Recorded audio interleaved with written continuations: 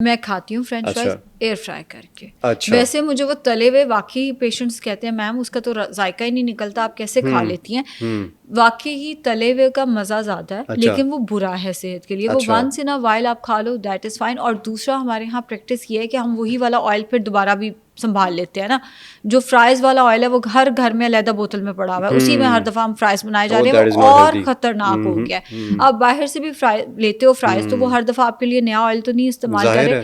آپ year fry لے لو, year fry کر کے آپ فرائز کھا سکتے ہو. اتنے کرسپی نہیں ہوتے لیکن برے بھی نہیں ہوتے, اور ٹیسٹ ڈیولپ کرنے کی بات ہے. مطلب تھوڑے سے واقعی وہ ڈرائی لگتے ہیں, مگر ایک دفعہ آپ کا ٹیسٹ ڈیولپ ہو جائے, اینڈ دا تھنگ از آپ ڈیلی کھا سکتے ہو وہ والے فرائز. آپ نے فرائز بنائے, اس کو ایئر فرائی کیا, ساتھ میں جیسے میں نے پہلے بتایا پروٹین کا اپنا سیکشن رکھا, آپ کا میل کمپلیٹ ہو گیا. کوئی ٹینشن لینے کی ضرورت ہی نہیں ہے. ساتھ 2 کباب ایئر فرائی کر لو, 3 کباب ایئر فرائی کر لو اگر چکن کیا ہے تو, اور ساتھ میں فرائز کھا لو, میل کمپلیٹ آپ کا. عائشہ نے ایئر فرائڈ, لیکن ایئر فرائڈ آپ نے سنا کہ عائشہ جی نے بڑے کلیئرلی بتا دیے. تو جن لڑکیوں کو اگر یہ فرینچ فرائز وغیرہ کا شوق ہے تو آپشن ضرور ہے, لیکن اگر ہیلدی سائڈ پہ جانا ہے تو ایئر فرائی کریں.